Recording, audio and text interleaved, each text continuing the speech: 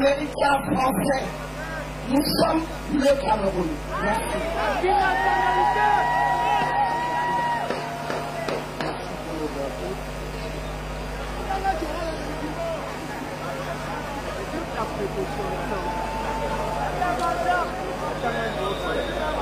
Une belle symbolique déclarée par Jeanne Sauvet, la clé pour ouvrir la porte du pays natal, le Cameroun, aux enfants, fils et filles à la restaurant, première, deuxième, troisième, quatrième génération. C'est le sens et la symbolique qui a été évoquée tout à l'heure par Jeanne Sauvet. Le président Maurice Kamto qui déplie le drapeau et qui remet cette symbolique et qui remercie chaleureusement nos enfants. Monsieur le Président, à vous. Président Maurice Kamto, Est-ce que le Cameroun est là? Est-ce que le Cameroun m'entend? Est-ce que l'Afrique est là? Alors, je suis prêt. Je suis prêt. Et comme Africains, profondément enracinés, nous savons, lorsque vous allez de votre village à un village et que vous êtes payé avec bienveillance, vous faites savoir votre satisfaction. Alors je voudrais dire aux autorités de ce pays, et en particulier de cette ville, combien nous sommes reconnaissants de l'accueil qui nous réserve à cette place exceptionnelle de la République, qui marque la victoire et qui peut-être est le début de la nôtre jusqu'au pouvoir de l'État.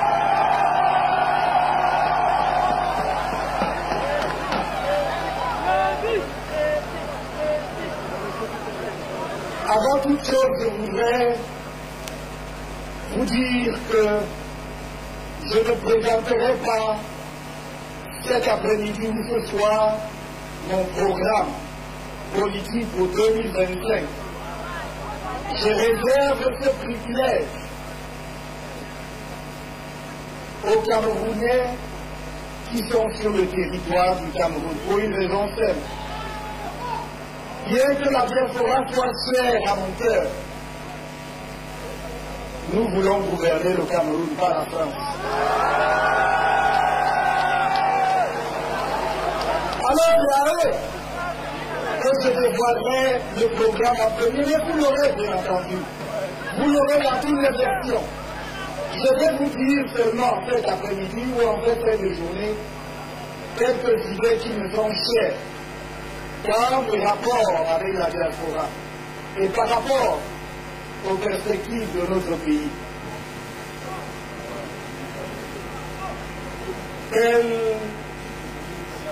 Belle soirée pour faire passer un message.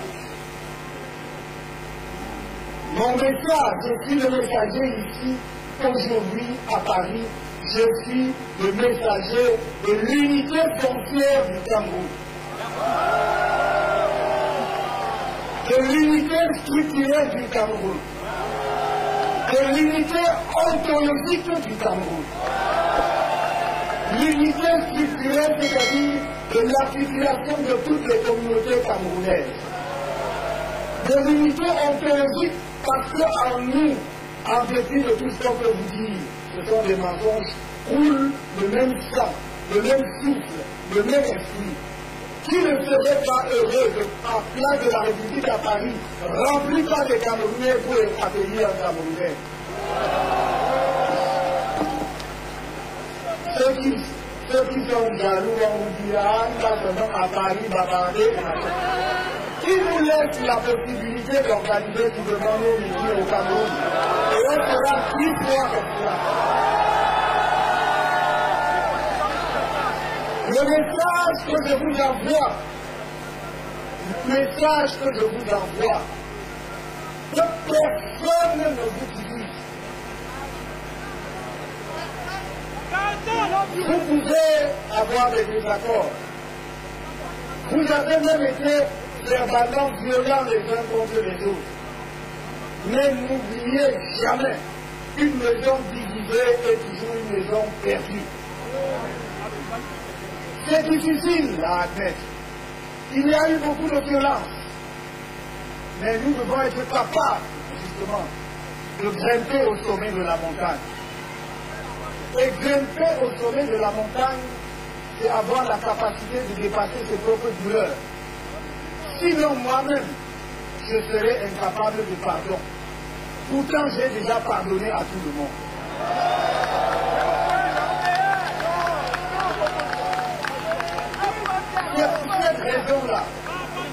C'est pour cette raison-là que j'ai dit avant 2018, que j'ai répété en 2018, que j'ai dit en 2020 et que je répète devant vous ce soir, que moi, quand vous m'aurez fait l'honneur, l'insigne honneur, la confiance de nos conseils et reines de notre pays, vous pouvez être sûr, rien n'arrivera à M.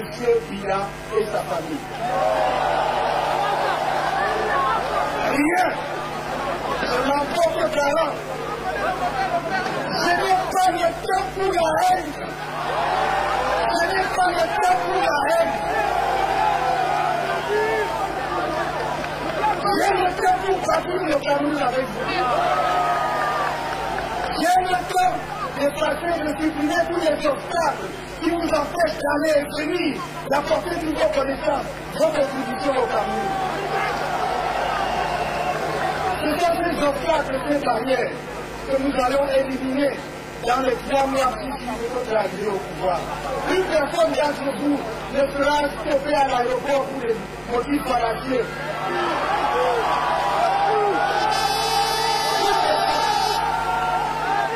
Et j'ai dit, je le redis,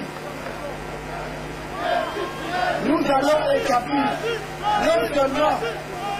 non seulement la binationalité, mais la plurinationalité.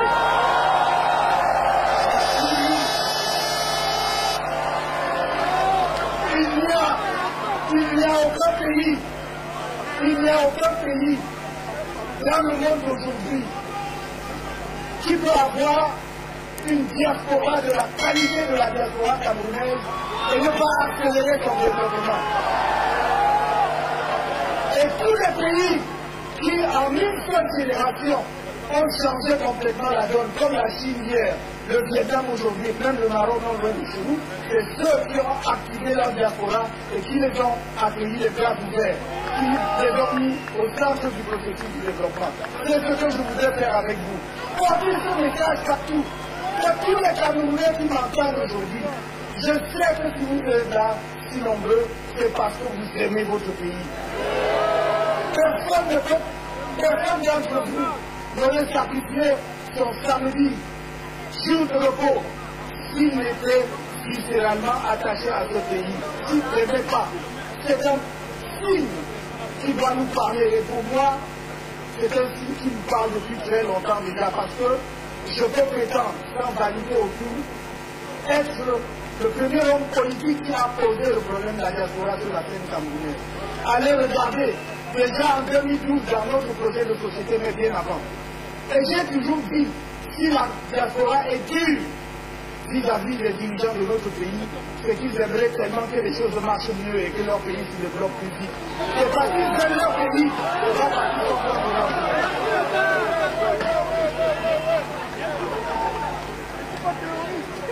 Mon message de cet après-midi, en ce qui concerne la marche des affaires de notre pays, c'est de vous dire, ne vous laissez pas distraire. En 2020, à cette même place, il y a exactement 5 ans et 4 mois, je vous disais, je vois clairement là où nous allons. Je vois. Et on y est arrivé, 2025, c'est la gare. 2025, c'est la gare. Mais c'est la bataille. C'est la bataille de tout le monde. C'est la bataille du peuple camerounais. On a raison de dire, Ça ne peut pas être la bataille d'un parti politique seul. Ça ne peut pas être la bataille d'un individu. Il n'y a pas de messie. Et quand bien même il le serait, il faut encore qu'il y ait des gens derrière lui. Non. La bataille de cette année qui est la mère des batailles politiques depuis l'histoire politique du Cameroun, cette bataille est celle du peuple camerounais tout entier. Depuis une dizaine d'années, je vous montre méthodiquement pourquoi vous devez être prêts à vous battre. Je vous ai montré comment les lois du Cameroun sont parfois piétinées. Regardez, écoutez à nouveau mon message de 2020. Je parlais déjà du piétinement de la loi. En 2025, je vous parle du piétinement de la loi. Je vous parle d'un pays où il y a délit de justice, où même la plus haute juridiction politique du pays, c'est-à-dire le Conseil constitutionnel, a désigné une juridiction compétente dans une procédure, et la juridiction en question a dit « je ne suis pas compétent ». Je vous parle d'un pays où nous demandons depuis plus d'un an à ce que l'organe électoral, qui est, de par la loi, un organe indépendant, affiche la liste électorale nationale, c'est-à-dire le corps électoral. Et nous n'avons pas obtenu de réponse à ce jour.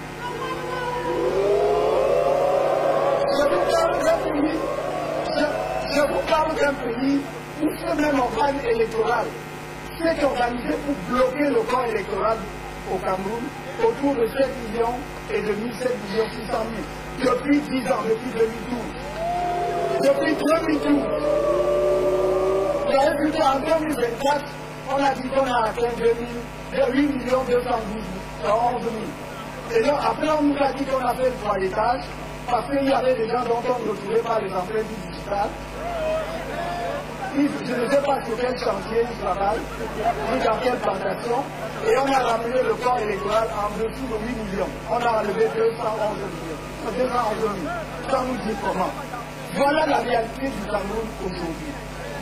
Je ne suis pas dupe quand je plaide auprès de vous et auprès de tout le peuple camerounais pour le pardon.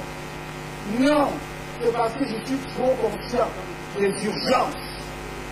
Nous sommes un pays qui est sous urgence.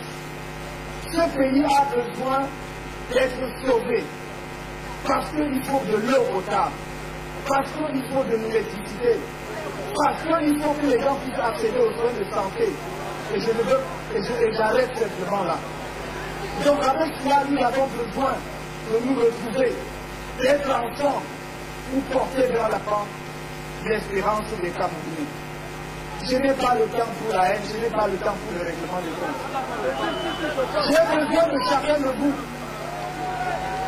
Qu'est-ce que nous gagnerions à passer 2 ou 3 ans en même spectacle de jugement de je ne sais qui parce qu'il a fait quoi? Ça ne veut pas dire que ceux qui ont foulé les lois de la République ou qui ont détourné et autres ne seront pas poursuivis sur les lois camerounaises. Écoutez-moi très bien. J'ai dit que je me refuse de donner celui qui a dirigé le Cameroun, bien ou mal à un moment donné, et qui a aujourd'hui un âge canonique soit donné en spectacle, parce que ce serait une honte pour nous-mêmes. Et je le dis parce que je souffre, j'ai mal pour voir comment on l'expose. On l'expose, c'est une honte, c'est que le peuple devrait avoir honte. Ce n'est pas seulement pour sa famille, ce n'est pas seulement pour son parti politique, c'est pour nous tous le Cameroun. Quand on peut l'humilier à ce point, une personnalité, même nous en Afrique, même si on n'avait pas dirigé le Cameroun, personne n'a le droit de donner en spectacle un homme de cet âge. C'est comme patriarche dans nos traditions. C'est une honte. Mais c'est une honte pour nous tous. Et nous ne devons plus accepter cela. C'est pour ça que j'ai dit, il aura toute ma protection. Pour ce cas-là, vous pouvez être contre moi, j'assume, mais il aura ma protection. Il aura ma protection. C'est mon engagement à moi. Il y aura ma réponse. Voyez-vous, quand je dis ce que je dis, je rêve que le Cameroun surprenne le monde entier en octobre prochain, en rendant possible une alternance pacifique par les urnes. Je rêve que c'est possible, parce que tout le monde voit la catastrophe au Cameroun, tout le monde prédit la guerre civile, tout le monde croit que le pays sera à feu. Nous pouvons étonner le monde en faisant une élection qui permette aux Camerounais de choisir effectivement celui qui a gagné et qui va diriger. Mais je ne suis pas dupe quand je dis cela, parce que je sais qu'il y a des radicaux au sein du système, il y a des extrémistes au sein du système, qui pensent que cela n'arrivera jamais de leur temps. Mais à ce moment-là, à l'impossible, nul n'est tenu. Lorsqu'un peuple est contraint à la légitime défense, il doit exercer sa légitime défense. Et c'est pour ça que j'ai toujours dit, j'aimerais tellement que chacun écoute Suninga de mon idole Richard Bona. Notez, c'est S-H-U-N-I-N-G-A. Allez taper, écoutez. Vous pouvez choisir cette musique, qui est une musique d'élévation. Mais vous pouvez aussi choisir une musique saccadée. Hein? Vous pouvez aussi choisir une musique saccadée. On danse en gratuit. C'est à lui de choisir. Et j'ai dit, on dansera sur la musique que les autres vont mettre. Nous aussi on fait danser. Toutes les musiques on va danser. Le Cameroun, c'est notre pays à nous tous. Vous avez vu que je n'ai pas perdu le temps sur la question de savoir si je serai candidat ou pas. Parce que c'est un faux problème. On perd le temps avec nous. Donc, il n'y a aucun obstacle juridique, je dis bien aucun, à ma candidature à la prochaine élection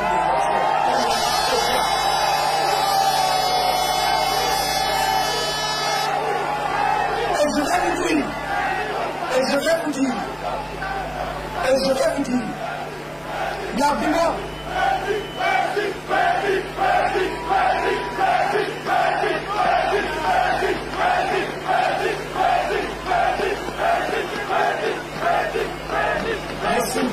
Merci. L'argument fallacieux de ceux qui disent « Ah oui, mais il n'est pas allé aux élections de 2020, donc il ne peut pas aller à l'élection de 2025. » Je ne veux pas être discourtois, vous savez très bien que je suis assez poli. Mais je dirais simplement, et je conseillerais vivement à ces personnes, d'aller chercher un juriste. Non pas ceux qui squattent les plateaux de télévision et qui ne comprennent rien au droit, mais même à l'étranger, pour qu'ils leur expliquent. Il n'y a aucun obstacle à ma candidature. Je voulais dire ceci. J'ai l'impression parfois que nos amis qui passent leur temps dans les cabinets noirs à voir comment créer des difficultés aux gens avaient pensé que le fait pour nous de ne pas aller aux élections de 2020, les carottes étaient petites. Et après, ils se sont rendus compte que même malgré tout, il y a fait des élections en 2025, législatives et municipales en février. Ils ont dit, mais on va faire comment? Ils ont violé la Constitution pour envoyer les élections en 2026. Ils croyaient que c'est réglé.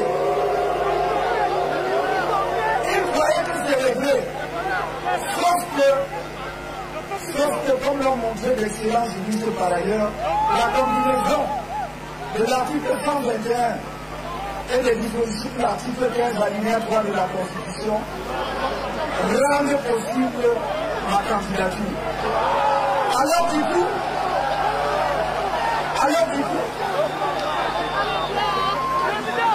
Alors, maintenant, c'est comme une folie.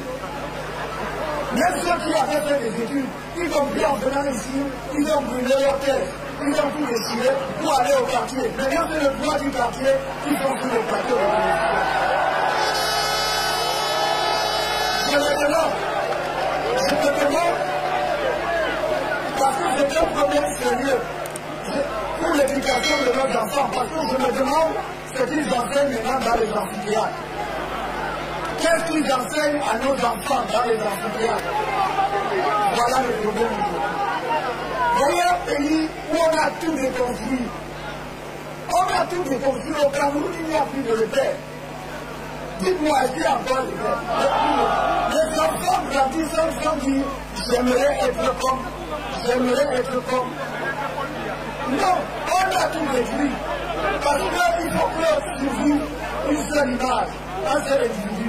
Mais ils se sont trompés. Je crois qu'après 43 ans, ça a mis le temps que ça a mis. Et c'est fini maintenant. Et en octobre, nous disons, c'est fini.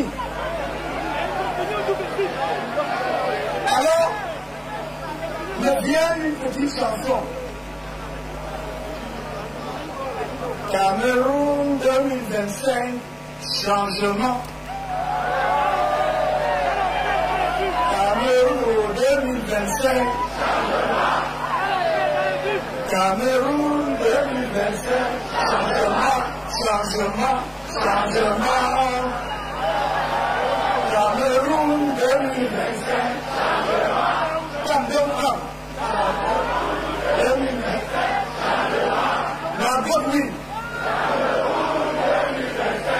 Changement, changement, changement.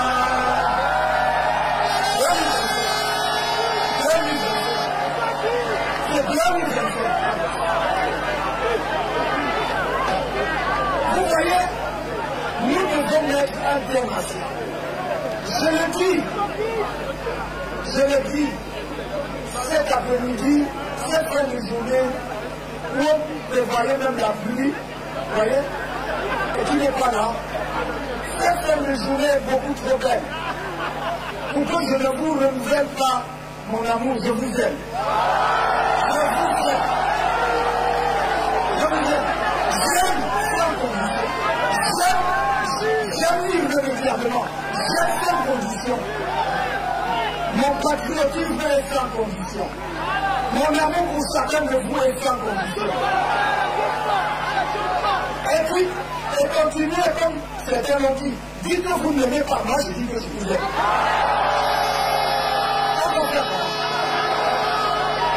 Insultez-moi, insultez-moi, ça me change rien. Ça ne change rien. Je voudrais que vous compreniez une chose. Comme chacun de nous se sera un peu débarrassé de ce qu'on lui fout dans la tête, pour dire, mais au fond, quand on dit qu'il n'y a pas d'électricité là, est-ce que bon, quand je dis que oui, voilà, tout va bien, il n'y a pas d'électricité sur le voisin et il y en a chez moi, non? Est-ce qu'il y a l'eau sur le voisin? Il n'y a pas d'eau sur le voisin, il y a chez moi, non? Quand nous disons, voici un pays où un de nos compatriotes a été dépêché, il y a 2 ans, son corps est encore à la mort. Le reste de personnes est encore à la mort.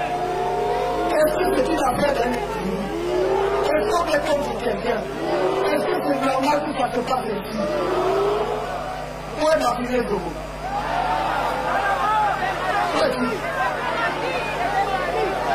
Et je ne parle même pas des autres. Mon camarade Pascal Zambo est en prison. Sa femme a été assassinée depuis 1 an.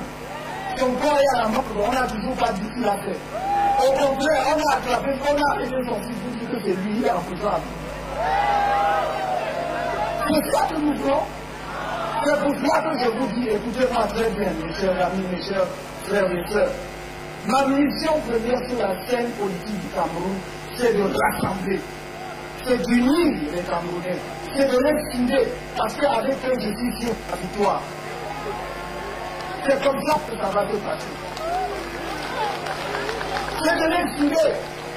On nous a trop divisés. Et on nous a perdu 40 ans. On nous a mis à 7 ans, on nous a volé la vie. Qu'est-ce qu'on en a fait? Montrez-moi ce qu'on a fait en 7 ans avec la victoire qu'on a été en 2020. Je dis donc, réfléchissons. Cette victoire de je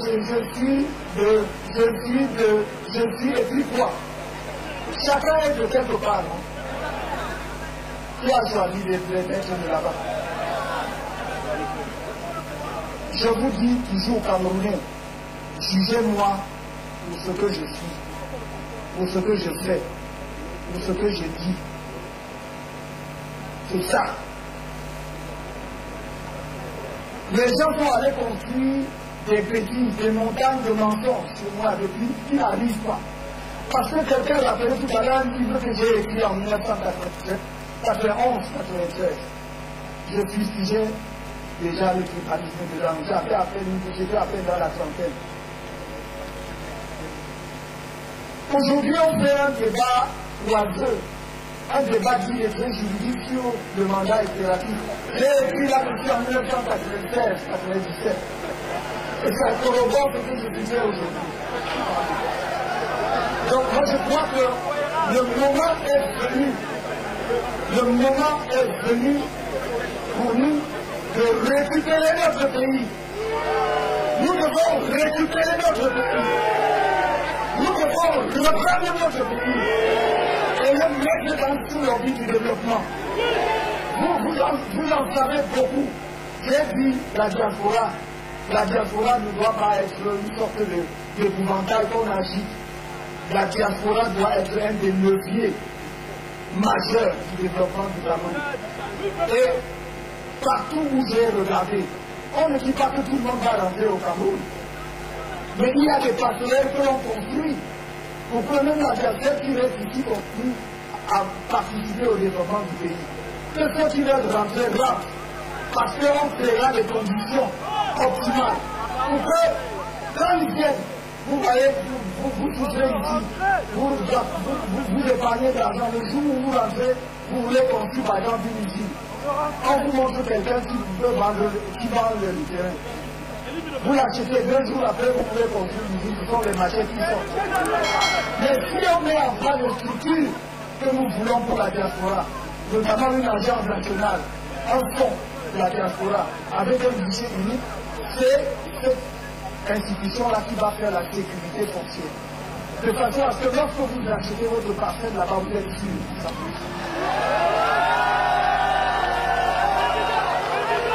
Je vois le gouvernement du Cameroun veut lever 200 milliards. Il n'y a pas longtemps, ils sont venus sur le marché des eurobonds. Ils ont emprunté de l'argent à 10,75%. Pour un État, c'est un taux usuel. Parce qu'à la même époque, la Côte d'Ivoire et le Bénin empruntaient autour de 6%. C'est 6%. Ça, c'est notre pays. Ce sont des réalités, ce sont des chiffres que je vous donne et je peux multiplier. Donc, quand on dit que le pays ne se porte pas bien, ce n'est pas comme si quelqu'un inventait quelque chose. Je ne sais même pas ce qu'on a injecté dans le cerveau de certains de nos compatriotes pour qu'ils continuent à dire des bêtises. Et la plupart du temps, c'est comme ceux qui souffrent le plus, qui n'ont rien. Et qui se demandent qu'est-ce qui se passe. Mais il est temps, je crois que mon peuple s'est réveillé, vous ne devez plus vous endormir. Cameroun 2025. Cameroun 2025. Cameroun 2025.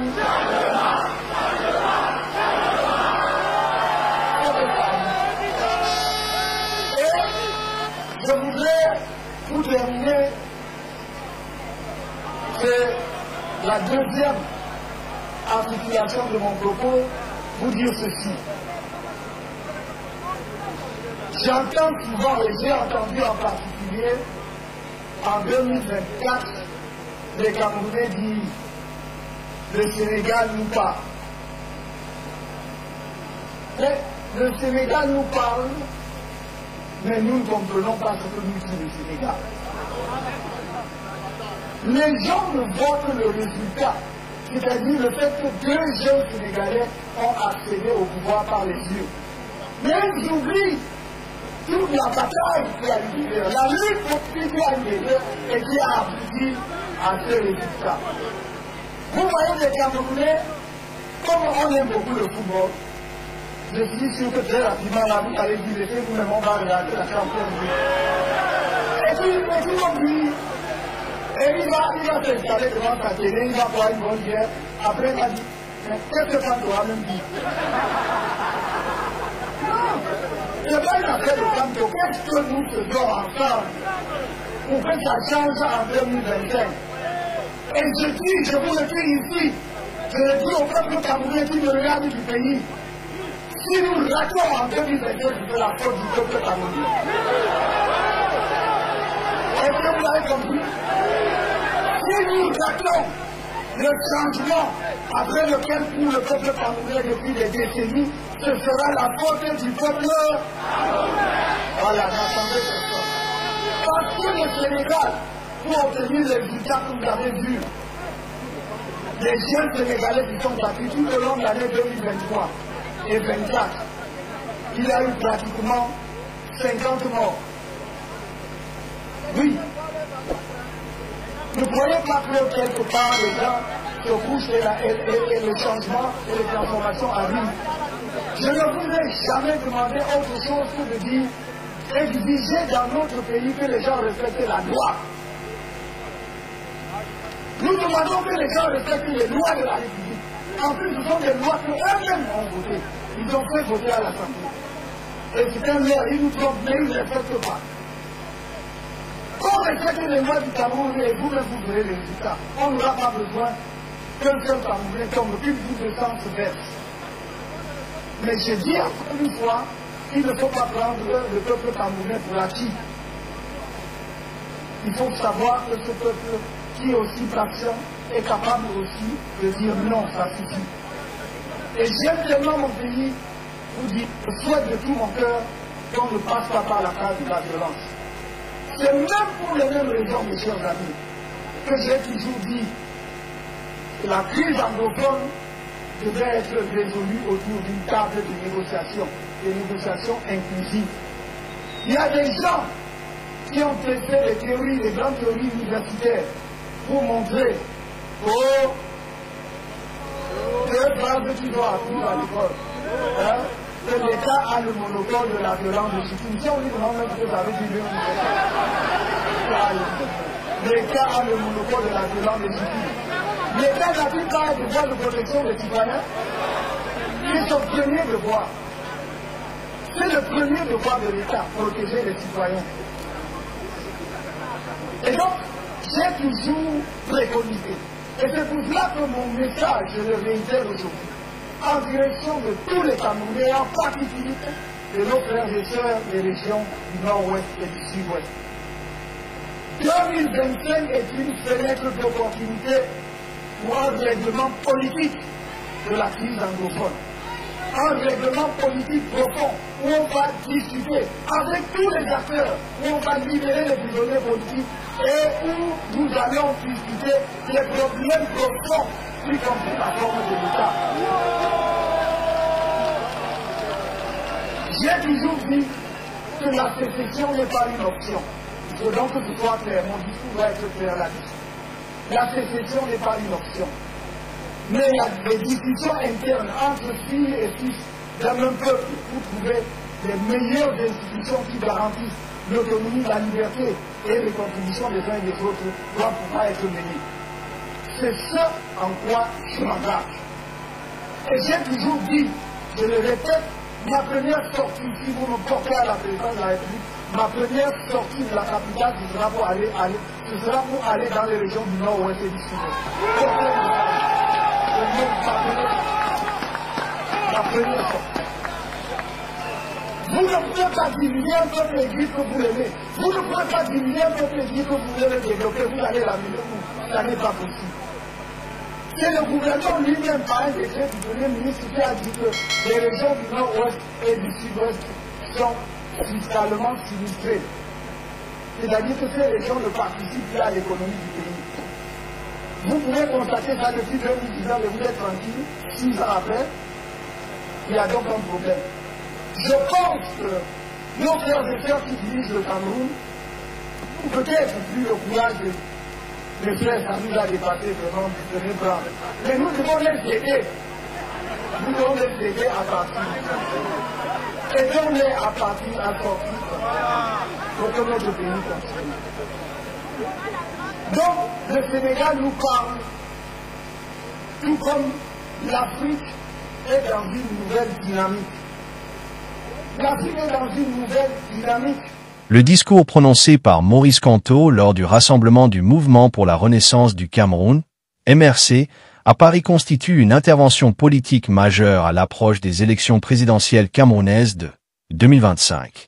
Bien que présenté comme une ébauche préliminaire réservant le programme détaillé au territoire national, ce propos dense révèle une stratégie claire, des critiques acerbes du régime en place et des lignes directrices pour l'action future.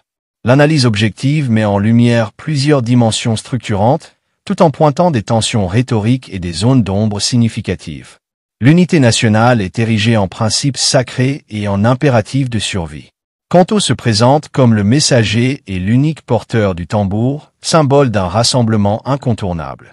Ses références répétées à un peuple partageant même sang, même souffle, même esprit et son avertissement contre une maison divisée vise explicitement à délégitimer les fractures alimentées par le pouvoir actuel.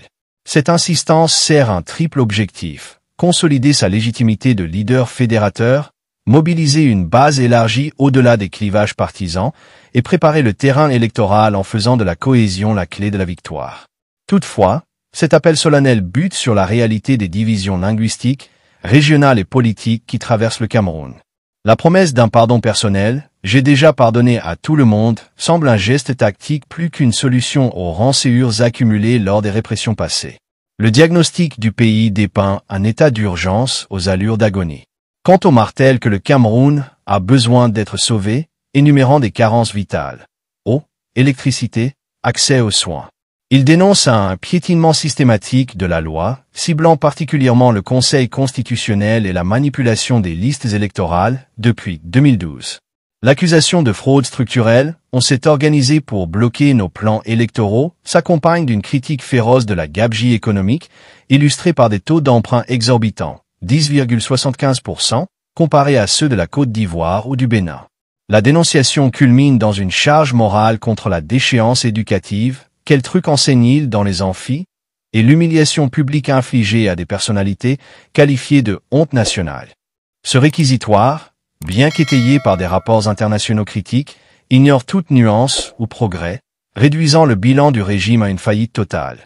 La perspective des élections de 2025 anime le cœur du discours, oscillant entre espoir et menace. Kamto affirme rêver d'une alternance pacifique qui surprendrait le monde en évitant la guerre civile annoncée. Il en appelle à une mobilisation populaire transcendante. Cette bataille est celle du peuple camerounais tout entier. Pourtant, cette vision idyllique est minée par des avertissements glaçants. L'évocation de radicaux au sein du système prêts à refuser les urnes débouche sur une justification de la légitime défense. La métaphore musicale: si les autres choisissent une musique saccadée en la violence, nous danserons sur ce rythme, légitime implicitement la confrontation armée en cas de forfaiture. Cette dualité pacifisme-résistance armée crée une ambiguïté stratégique majeure. Kamto se pose en garant démocratique, tout en offrant une porte de sortie violente à ses partisans. La crise anglophone bénéficie d'une attention spécifique, marquant une rupture avec l'approche sécuritaire du gouvernement. Kamto promet un règlement politique profond incluant la libération des prisonniers politiques et un dialogue avec tous les acteurs. Tout en rejetant fermement la sécession, n'est pas une option. Il évoque des institutions garantissant l'autonomie des régions du Nord-Ouest et du Sud-Ouest, suggérant un modèle décentralisé ou fédéral. Le symbole fort d'une première visite présidentielle dans ces zones et la dénonciation de l'abandon étatique actuel vise à séduire les populations anglophones tout en rassurant les francophones sur l'unité nationale. Le traitement de la diaspora révèle une vision pragmatique. Qualifiée de pied majeur du développement, elle est critiquée pour son instrumentalisation actuelle, gouvernementale qu'on agite. Kamto promet une institutionnalisation via une agence nationale et un compte dédié pour sécuriser les investissements. Ce projet contraste avec la précarité des transferts actuels et reconnaît la contribution économique de ceux résidant à l'étranger sans exiger un retour massif. Plusieurs contradictions émergent cependant. La question de sa candidature est éludée comme un faux problème, sans argument juridique étayé contre ceux qui invoquent son absence au scrutin de 2020. L'équilibre entre justice et réconciliation reste flou. Le rejet du règlement de compte coexiste mal avec la promesse de juger ceux qui ont brûlé pour fuir les Noirs de la République. Le programme concret brille par son absence. Des slogans comme « Récupérer notre pays » ou les références vagues au fédéral ne suffisent pas à masquer le manque de détails sur les politiques économiques ou sociales. Enfin, la posture personnelle oscille entre humilité collective, pas de messie, et culte du leader, porteur unique du tambour, « J'ai l'honneur de la conscience de notre pays ». La rhétorique elle-même est un mélange de registres. L'emploi de paraboles, maisons divisées, d'images mystiques, tambours et d'expressions populaires, on a tout déconné, cherche à toucher un large public. Mais les phrases sibyllines, que l'unité s'y punisse, nous y campons, ou les répétitions chaotiques, nous sommes tous des nous tous un, nuisent à la clarté. L'appel final à juger le leader pour ses actes peine à concilier avec l'aura providentielle cultivée ailleurs. En définitive, ce discours est un acte politique habile. Il dresse un réquisitoire efficace contre le régime Biya, mobilise la diaspora comme relais d'influence et esquisse une alternative crédible sur la crise anglophone. L'insistance sur l'unité et le pardon tentent de gommer l'image d'un leader clivant. Pourtant, les ambiguïtés entre l'égalité et légitime défense, entre justice et réconciliation, entre leadership collectif et culte personnel, révèlent les risques d'un projet politique encore inabouti. La menace sous-jacente de violence en cas d'échec électoral rappelle que la promesse d'une alternance pacifique reste suspendue à la réaction d'un système acculé. Les mois à venir, sur le terrain camerounais, diront si ce discours parisien fut un cri de ralliement ou un épisode de plus dans une lutte sans issue. L'analyse critique du discours de Maurice Kamto révèle une architecture rhétorique complexe, où chaque élément sert un objectif politique précis tout en générant des tensions internes significatives. Le traitement du temps constitue un premier axe structurant. Kamto a instrumentalisé le passé immédiat, les élections contestées de 2018 et 2020, la répression des manifestations, l'emprisonnement des opposants comme preuve irréfutable de l'illégitimité du régime. Cette narration historique, centrée sur la victimisation et la résistance, nourrit un ressentiment mobilisateur. Paradoxalement, il évacue toute profondeur historique antérieure au régime Biya, comme si le Cameroun contemporain naissait de ses seules blessures récentes. Cette amnésie stratégique lui permet d'esquiver des questions potentiellement divisives, héritage colonial, équilibres interrégionaux anciens, pour focaliser la colère sur l'adversaire unique. L'avenir est projeté dans une dualité manichéenne, le chaos inévitable en cas de statu quo, tout le monde prédit la guerre civile, contre la renaissance miraculeuse par l'alternance, nous pouvons étonner le monde. Ce discours éschatologique transforme 2025 en horizon sacré, un point de bascule métahistorique où le peuple deviendrait enfin acteur de son destin. Pourtant, cette projection utopique repose sur un vide programmatique troublant.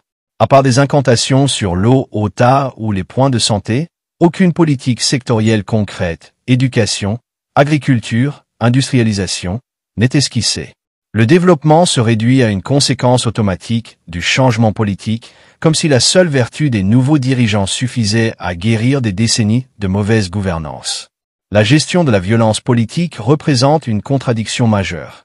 Kamto cultive soigneusement une image de modération. Il revendique le pardon, j'ai déjà pardonné à tout le monde, rejette la haine et célèbre l'unité. Néanmoins, ce pacifisme affiché est miné par des références sémantiques guerrières. L'évocation répétée de la bataille, la métaphore du sommet de la montagne à conquérir et surtout la justification préemptive de la légitime défense introduisent une violence symbolique dans le discours. Quand il promet de danser sur la musique saccadée que l'adversaire pourrait jouer, il légitime implicitement la contre-violence. Cette ambivalence reflète un calcul risqué, mobiliser la jeunesse frustrée par les méthodes non violentes inefficaces, tout en rassurant les élites internationales attachées à une transition ordonnée. La question linguistique et identitaire est traitée avec une prudence tactique remarquable. Si Kamto dénonce avec véhémence la crise anglophone, il évite soigneusement toute terminologie ethnique ou communautariste.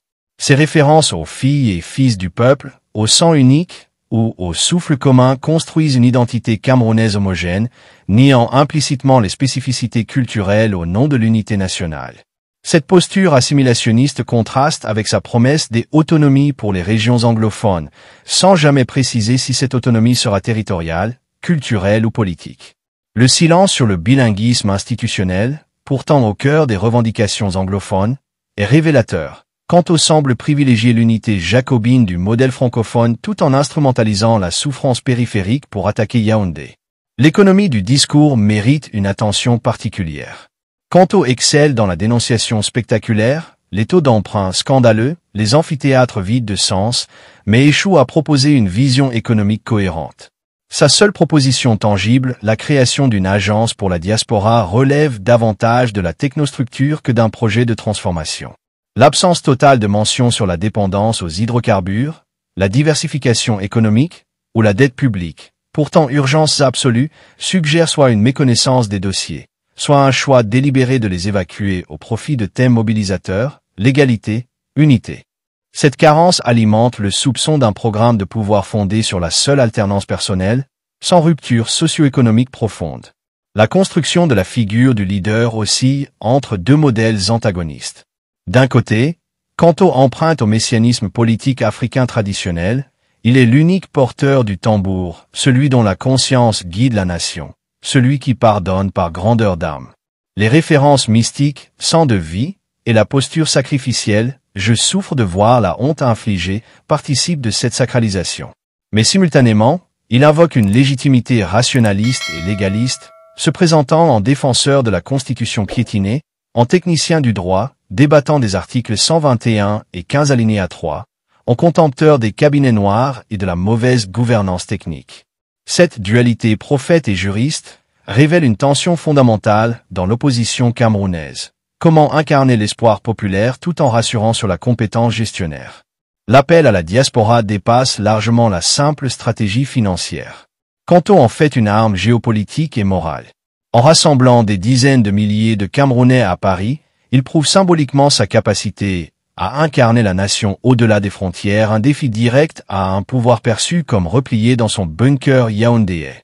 La diaspora devient le témoin idéal, occidentalisé donc moderne, mais souffrant de l'image du pays, donc patriote. Son rôle n'est pas seulement d'envoyer des fonds, mais de valider internationalement la légitimité du challenger face à un régime diabolisé comme déconnecté du monde contemporain. La promesse d'une agence nationale répond moins à un besoin économique qu'à une demande de reconnaissance politique de cette communauté transnationale. Les non-dits du discours sont aussi éloquents que les proclamations. L'absence totale de mention des partenaires internationaux, France, Chine, États-Unis, est frappante dans un pays sous influence. Évite-t-il le sujet par prudence diplomatique, ou minore-t-il délibérément leur rôle pour entretenir le mythe d'une libération purement endogène? De même, le silence sur l'armée pilier du régime est lourd de sens. Comment envisage-t-il son repositionnement dans une transition? La question est éludée, comme si l'institution devait spontanément se ranger derrière la volonté populaire. Enfin, l'évitement de toute référence aux alliés potentiels au sein de l'opposition, Aker Muna, Cabral Libye, trahit une vision solipsiste du changement. Kanto se présente comme l'alpha et l'oméga de l'alternative, marginalisant les autres forces. La rhétorique elle-même fonctionne comme une arme à double tranchant. L'usage de paraboles bibliques, maisons divisées, de métaphores organiques, sang, souffle, et d'interjections populaires, on a tout déconné, vise à créer une communion émotionnelle avec un public hétérogène. Mais ce lyrisme contraste avec des passages d'une opacité déroutante, que l'unité autolégiste, nous campons. Comme si le leader, emporté par sa propre mythologie, en oubliait la clarté démonstrative. Les répétitions saccadées, je rêve, je rêve, je rêve, et les anacolutes, nous sommes tous et nous tous saints, donnent parfois l'impression d'une pensée en surchauffe, privilégiant l'incantation sur l'argumentation.